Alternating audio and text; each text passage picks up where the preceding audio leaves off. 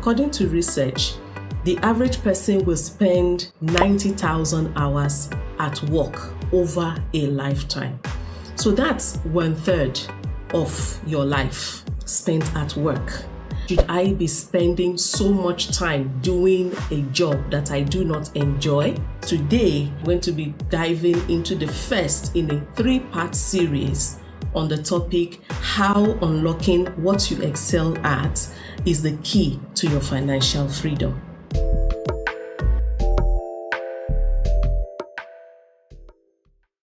If you are good at something, you should be able to tell what it is, right?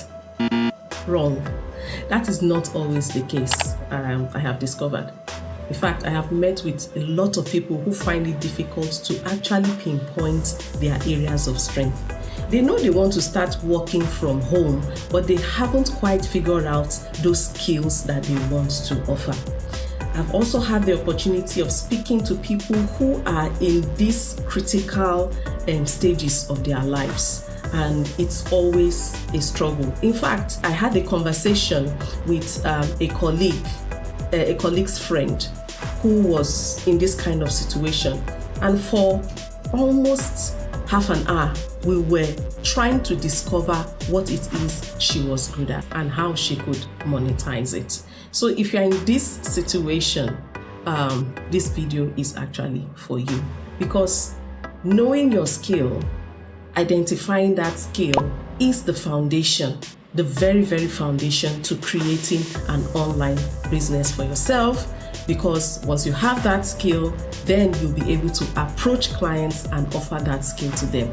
So the question is, how do you go about doing that? That is what we are going to be discussing in this series. But before we get into how you can figure out what you are good at, let us look at 3 things that might be holding you back. So one of those things keeping you from actually discovering or unlocking what you excel at is external influences. I told you that you are not alone if you are actually having some struggles around discovering this. Several years ago, I also struggled to figure out what I was good at. We all have this struggle because more often than not, what we excel at is not necessarily what we studied in school. Not really. I have a master's degree in economics and I worked in a bank after graduating. But I was an unhappy professional. I was stressed out, working for hours, sometimes weekends. And, I didn't just have that bandwidth to really settle down and consider what it is I excelled at. It definitely wasn't the banking job that I was doing. Now, one of my co-workers happens to be a fantastic artist, but she had no idea that she was good at drawing, not until a very, very long time. So there are so many things competing for our attention. You are so preoccupied that you don't have that time to settle down, to think. There's just too much noise around you.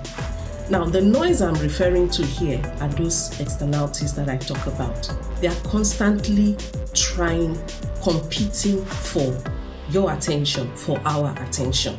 So much so that we place a high value on what others say or think about us to the point where it defines us.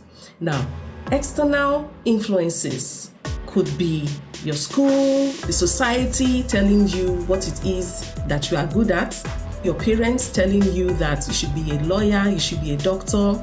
It could be the society pointing out to you that, these are the courses that you should go and take. They are all external. The second reason you are having trouble identifying your area of strength is that you have actually lost sight of who you are. When you prioritize what others think you should be or what society thinks you should be over who you are, you lose sight of who you are. Trust me, I know this very well because it has happened to me. Now, things we excel at are usually subtle. If we are not careful, we can miss them. All right, so in comparison to noisy external influences, your strength, your passion, or what you excel at, it whispers.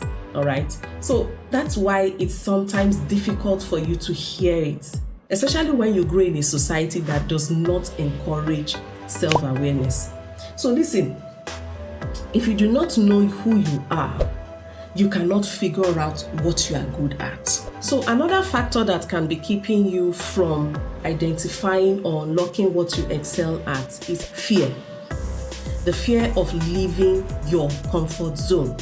I sometimes refer to this as a situation where you are working solely for a paycheck. Like that was actually my own situation. So this is why many of us, we are dissatisfied with our current jobs, okay?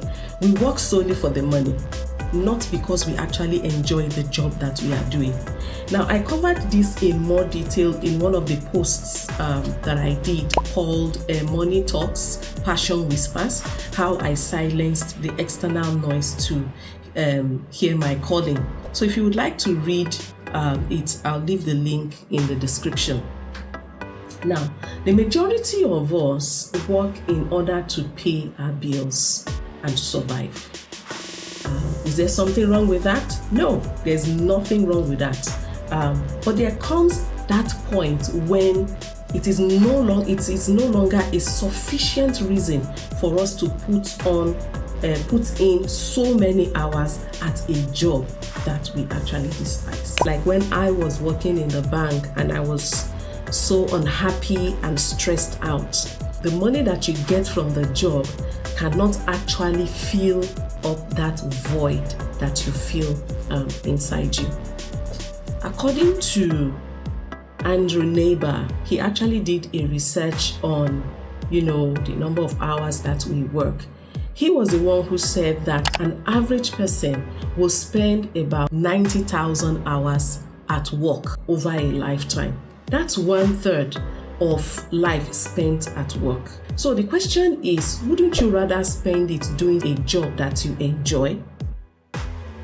In my next video, I'm going to discuss how to overcome these 3 constraints. So if this video has been helpful to you, don't forget to like it and subscribe to this channel, and also hit the notification bell so that you get notified as soon as I drop the other videos.